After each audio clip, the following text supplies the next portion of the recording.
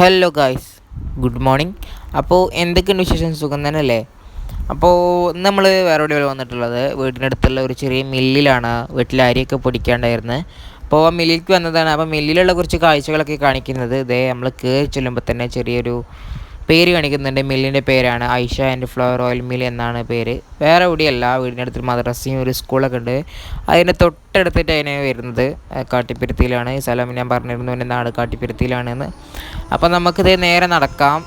നടന്ന് കഴിഞ്ഞ് കഴിഞ്ഞാൽ ഇതാ നേരെ കാണുന്ന ചെറിയൊരു room Aisha and flower mill, ചെറിയ റൂമാട്ടോ.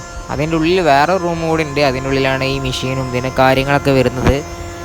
നമ്മൾ നേരെ കയറി ചെല്ലുമ്പോൾ തന്നെ നമ്മുടെ കൺമുമ്പിലായി കാണുന്നത് കുറേ പാത്രത്തിൽ മുളക് പൊടിയുണ്ട്, മല്ലിപ്പൊടിയുണ്ട്, പിന്നെ തൂക്കുന്ന ചെറിയൊരു മെഷീനുണ്ട്. ഇതേ കുറേ പൊടികളും കാര്യങ്ങളൊക്കെ ഇരിക്കുന്നുണ്ട്. ഇതാണ് പറഞ്ഞ റൂം. ആ റൂമിൻ്റെ ഉള്ളിലാണ് മെഷീനുകളും മല്ലിപ്പൊടി, മുളക് പൊടി, അരിപ്പൊടി കുടിക്കാനുള്ള മെഷീനുകളിരിക്കുന്നത്. ഇതേ കാണുന്ന ഒരു ചെറിയ മെഷീൻ, അത് അരി ചൂടാക്കാനുള്ള ഒരു മെഷീനാണ്. അരി തണുത്ത് പോയി കഴിഞ്ഞാൽ ചൂടാക്കാനുള്ള മെഷീൻ, ഹീറ്റർ മെഷീനാണ്. ഇതേ നമ്മൾ അരി പൊടിച്ചുകൊണ്ടിരിക്കുകയാണ്. അതൊരു ഓയിൽ ഉണ്ടാക്കുന്ന ഒരു മെഷീൻ കാണുന്നുണ്ട്. ഇതേ നമ്മൾ അരിതെ പൊടിച്ചുകൊണ്ടിരിക്കുകയാണ്.